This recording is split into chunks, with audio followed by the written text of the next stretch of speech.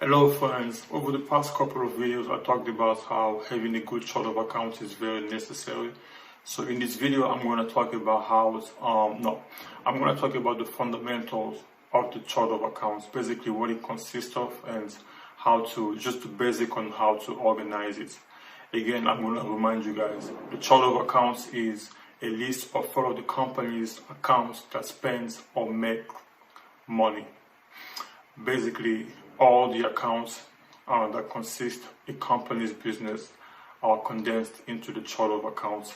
It provides us an overview of every area of the business. Okay, so now I'm going to talk about what consists of a good chart of accounts and just the basics on how to organize it. So basically, in a company, you have to understand that the accounting principle, the accounting language is based around a structure, a specific structure into the company. You have assets, you have liabilities, and you have equity. So basically, the assets are what a company owns, the liabilities are what a company owes, and then the equity is just the capital, what funded the company. So it depends. So basically, in the assets, you have your current assets. You have your fixed assets, and you have some long-term assets, and you also have the liabilities. You have the current liability and the long-term liabilities, and the equity. It really depends on if it's a corporation, if it's a sole proprietorship, or if it's a partnership. You may have capital stock for a corporation. You may have a partner share, partner drawing for a partnership, and you may have the owner's equity for the sole proprietorship. And also you also have in the chart of accounts the income accounts and the expenses accounts. In the income accounts you have the revenue, and you have you have other revenues, it's income accounts or revenue accounts. You may have income, it depends on how you say. Some people might just say income accounts and other income accounts. And in the expenses, you have expenses and other expenses accounts. So this is what you will most likely see in the chart of accounts. You will see assets, liabilities, equity, and income and expenses. This is what consists of the chart of accounts. And in the assets, you will see most likely, it depends if the company uses cash or accrual, which I will talk about later on in a different video. But most time you will see bank accounts, and you will see cash, and you will see accounts receivable if it's for accrual, and then you will see some property, plants, and equipment on the assets, on the fixed assets. Long-term assets is just any asset that is in the company's balance sheet for over 12 months, for more than a year. Basically, you will have your notes receivable, and most fixed assets are basically just long-term assets too. And then you also have the liabilities on the other side. A liability is what the company owes to other entities, which could be, we have current liabilities, which could be accounts payable, which is any debt that the company owes that is due in less than 12 months.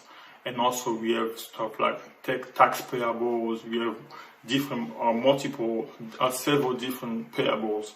And then we also have long-term liabilities, which are any debt that the company owes and that is due in 12 months or longer, in more than 12 months, more than a year from now. And we have notes payables, which are any debt that the company owes that is due in 12 months or more. And we have much more. And then we also have the equity, which are basically just a capital. What's the company, what funded the company. And usually you will usually see on the corporation, you will usually see capital stock, common stock. And in a sole proprietorship, you will usually see owner's equity. Or in a partnership, it will just be partner share partner draw, partnership, partner share. So that's what it is. And then you go on the income, on the revenues and expenses side, but they are all in the same page of the chart of accounts. The revenues, you have income like sales, you're pretty much your sales, service sales, product sales, cash sales, all these things. And then you also have your expenses, which is any expenses that you have incurred in the cost of in doing business, which is you can have telephone expense, utilities expense, supplies expense, advertising expenses. You have everything that you use for that is part of doing business. That is the cost of doing business.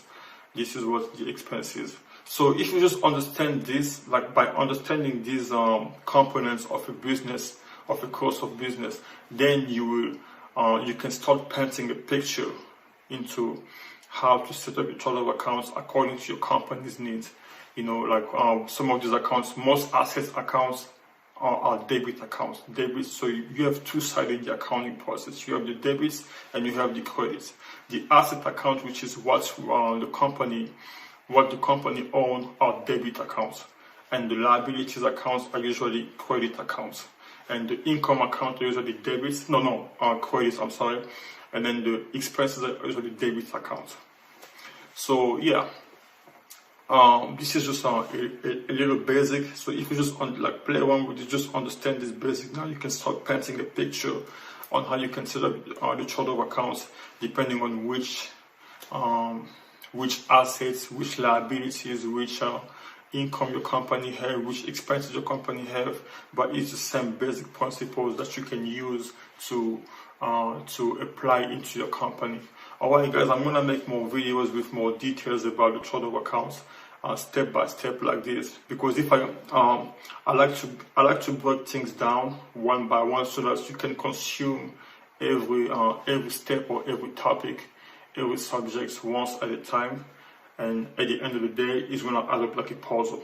Alright guys, just subscribe to it, and if you have any question about the chart of accounts, just drop them in the comment below and subscribe to this channel. I'm going to keep uploading such information. And also don't forget to contact us at digireply.com, and remember, we think vertical and multiply your digits. Peace.